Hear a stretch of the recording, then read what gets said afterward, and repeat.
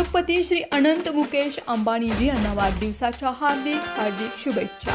श्री अनंत अंबानी यांच्या वाढदिवसानिमित्त सोलापुरात समाजसेवेचा महाउपक्रम 5000 घरात देणार आनंदाचा शिदा।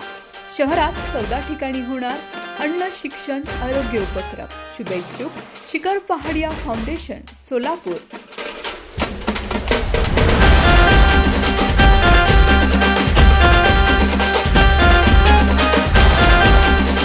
अजितदादांच्या निधनाच्या तिसऱ्याच दिवशी सुनेत्रा पवारांनी उपमुख्यमंत्री पदाची घेतलेली शपथ ही देखील वादाच्या भोवऱ्यात सापडले। मात्र खरोखर तो निर्णय सुनेत्रा पवार यांचा होता का की त्यांच्यावर कोणी दबाव टाकला? सुनेत्रा पवार यांनी याबाबत पवार कुटुंबासोबत काय चर्चा केली का? या सगळ्यांवर रोहित पवार म्हणाले, एक परिवार म्हणून आम्ही नाराज होतो पण काकींना पण ते नव्हतं करायचं, पण साहेब ताई आणि आमच्या मनात नव्हतं। पण भीती अशी घातली गेली की उद्या जाऊन जर हा पवार साहेबांच्या हातात हा पक्ष आला तर या पटेल आणि तटकरेंना बाहेरच काढलं जाईल। पण सुनेत्रा काकींनाही न्याय मिळणार नाही अशी भीती घातली गेली।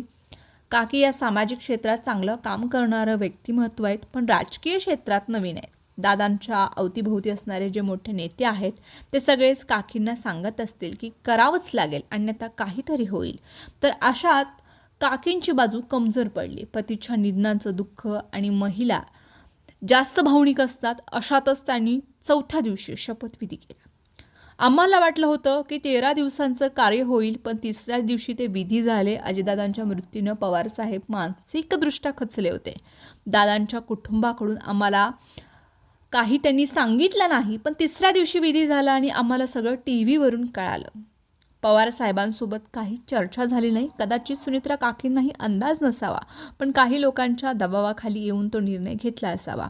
सुनेत्रा काकींना हा प्रकार आवडला नाही। आमच्या कुटुंबामध्ये हे कोणालाही आवडलेलं नाही। माझं हे नाही म्हणणं की त्यांना उपमुख्यमंत्री पदाची शपथ घ्यायची नव्हती, पण ती चौथ्या दिवशी घ्यायची नव्हती, 13व्या दिवसानंतर नक्कीच घ्यायची होती।